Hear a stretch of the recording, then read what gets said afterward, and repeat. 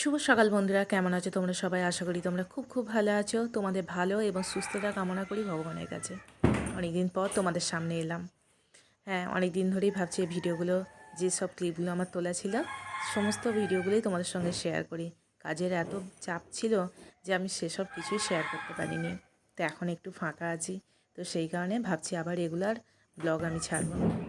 তো এটা হচ্ছে সেই সময়কার ভিডিও, যে সময় আমি ধান শুকুতে দিচ্ছিলাম, যে সময় বাচ্চাদের পরীক্ষা চলছিল। হ্যাঁ, অসম্ভব ব্যস্ততা। এদিকে পড়াশোনা ওদের, মানে ওদেরকে দেখিয়ে দেওয়ার একটা ব্যাপার আছে, আর ওদিকে হচ্ছে চাষবাস। মানে দুদিকটা যে কিভাবে সামলেছি, এইরকম ব্যস্ততা সত্যি জীবনে কোনো দিন আসেনি। আসলে চাষবাসও তো সেইভাবে কোনো দিনও করিনি, এবছর প্রথম। আবার হ্যাঁ, এরকম টিউশানি তো আগে করেছি, কিন্তু বহু বছর পর আবার যেহেতু বাচ্চা পড়াচ্ছি, সেহেতু সমস্ত মিলেমিশে না একটা বিশাল ধরনের চাপ সৃষ্টি হয়েছিল। তবে হ্যাঁ, সমস্তটাই কাটিয়ে উঠতে পেরেছি। অবশ্যই তার জন্য ছিল মনের জোর, যে আমায় করতেই হবে। যে কাজটা করছি সেই কাজটা আমি যেন ভালো করে করতে পারি। সকালবেলা বাসি কাজকর্ম সারা, বাচ্চাদের পড়ানো, তারপর সারা দিন সেই ধানের পিছনে লেগে থাকা, তারই ফাঁকে ফাঁকে মাঠে যাওয়া, আবার 3টে সাড়ে 3টের মধ্যে সমস্ত কাজকর্ম গুছিয়ে 4টে থেকে আবার পড়ানো। সন্ধেবেলায় আর আমাকে খুঁজে পাওয়া যাচ্ছিল না, এত শরীরের মধ্যে ক্লান্তি। তবে হ্যাঁ, এর মধ্যে একটা ভালো জিনিস কী ছিল বলো তো, যে রান্নাটা আমায় করতে হয়নি, মায়ের ওখানে খেয়ে নিচ্ছিলাম। তো সেই কারণে একটু ফ্রি ছিলাম। নইলে আবার যদি এর ফাঁকে রান্না বান্না হ্যান ত্যান যদি সমস্তটাই থাকতো না, সত্যি মন আরও বেশি চাপ। আসলে যে জায়গায় আমি ধান চাড়িয়েছি সেই জায়গাটা না এই বাড়ি থেকে অনেকটা দূরে, জানো তো। বাড়ির কাছাকাছি সেরকম ফাঁকা জায়গায় সেইভাবে করা হলো না, কারণ ওখানে কিষাণ মান্ডিতে ধান বিক্রির ব্যাপার আছে, তো সেই কারণে কষ্ট করে যাচ্ছিলাম। শুধু একটা জিনিসই মনে হচ্ছিল, 1 সপ্তাহের ব্যাপার তো ঠিক হয়ে যাবে, করতেই হবে। সারা বছর তো শুয়ে বসে থাকি, এই সময়টা একটু কষ্ট করতে হবে না, এইটাই মাথার মধ্যে ছিল। যাকে সেসব দিন পেরিয়ে এসেছে, জানো তো। তো সেই সব কারণেই আমি ভিডিও সেইভাবে কিছু করতে পারিনি। তবে হ্যাঁ, যে কটা দিন আমি যেভাবে যেটুকু টুকটাক ভিডিওগুলো করেছিলাম, সেগুলোই এবার আস্তে আস্তে এই কদিন এমনভাবে দিনগুলো আমার কেটেছে, মানে শরীরে রেস্ট তো পাইনি। শুধু মনে হচ্ছে, ভগবান 24 ঘন্টা কেন, আরও কয়েক ঘন্টা বাড়িয়ে 30 ঘন্টা করে দাও সারা দিনটা। 24 ঘন্টা টাইমটাও অনেক ছোট লাগছিল। তো যতটা সম্ভব পেরেছি ছুটে ছুটে কাজগুলো করার চেষ্টা করেছি। আর আমাকে ছুটতে তো হতোই, যে কোন দিকটা আমি কিভাবে কি করে সামলাবো। আর এই সময় যেহেতু পরীক্ষা ছিল না, বাচ্চাদের ছুটি দেওয়ারও কোনো উপায় ছিল না। আর সারা বছর পড়িয়ে এই সময় যদি তাদেরকে হ্যালকানি দিই, সেটা আমার পক্ষেই খারাপ। সব কিছু সহ্য করা যায়, বদনামটা সহ্য করা যায় না। তো সেই কারণে সমস্ত দিকটাই আমাকে ক্লিয়ার রাখতে হতো। আবার ওদিকে কী ভয় বলো তো, যে ধান চালাচ্ছি বা শুকুতে দিচ্ছি, এই সময় যদি বৃষ্টিটা এসে যায় না, ব্যাস সব শেষ হয়ে যাবে।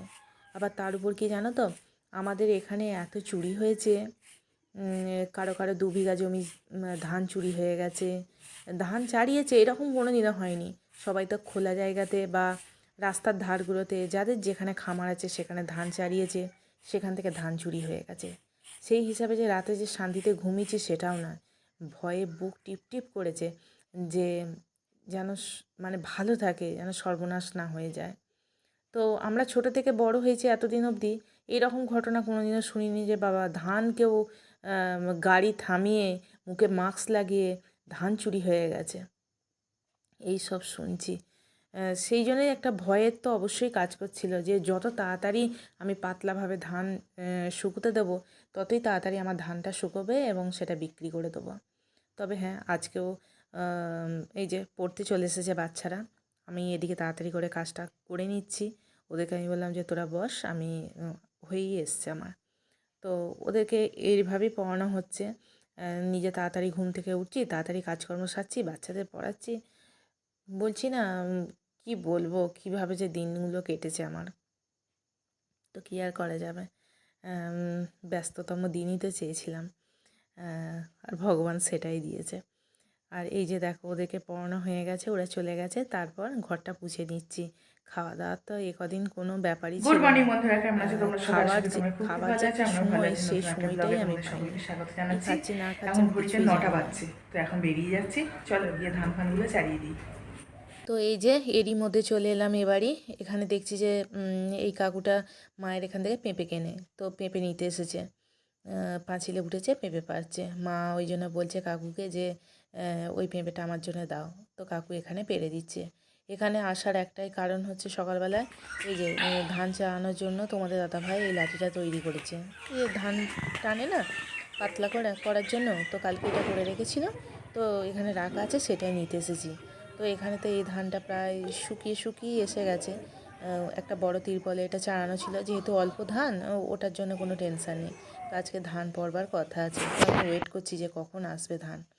বসে আছি, দেখা যাক কখন আসে। সত্যি যতক্ষণ না এইসবের কাজগুলো মিটছিল না, প্রচুর চিন্তার মধ্যেও ছিলাম। আর এই যে এখানে স্কুলের এখানে এসেছি, স্কুল পড়া এটা অ্যাকচুয়ালি আমাদের এখানকার। তো এখানে যারা সব যাচ্ছে তাদের সঙ্গে একটু কথাবার্তা বলছি। আর ওইদিকে হচ্ছে ওটা হচ্ছে খিচুড়ি স্কুল, আমাদের এখানে অঙ্গনারী। তো দেখা যাক কখন আসে। আজকে যেহেতু অন্য জমির ধান পড়বে, সেই জন্য অনেকক্ষণ ধরেই অপেক্ষা করছিলাম যে কখন ধান আসবে, কখন ধান আসবে। কেননা ধান তো এখন মানে জমি থেকে যেগুলো তোলা হচ্ছে সেগুলো তো একটু ভিজে ভিজে ভাব ছিল, আর রোদটা না খাওয়ালেও হয় না, কল ফুটে যাওয়ার একটা ব্যাপার থাকে। তো সেই কারণে বসেই ছিলাম অধীর আগ্রহে যে কখন ধানটা পড়বে, একটু চাড়াবো। একটু রোদে চাড়ালে মোটামুটি 1-2 ঘন্টা হলেও না যথেষ্ট। তো অবশেষে এই যে ধান এসে গেছে, ধান পড়ছে।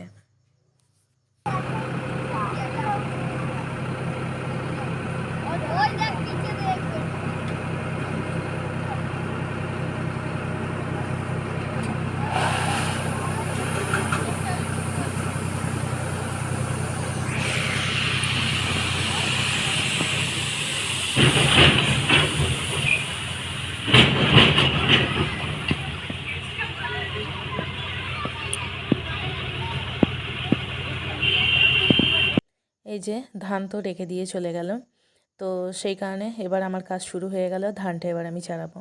তো আমারই এক স্টুডেন্টকে আমি বললাম যে একটু ফোনটা ধরে দে, একটু দেখা। তো একটু দেখাচ্ছে। তো চলো ধান আবার শুকোতে দিই, কতদিনের শুকনো হয় সবই তোমাদের সঙ্গে শেয়ার করব।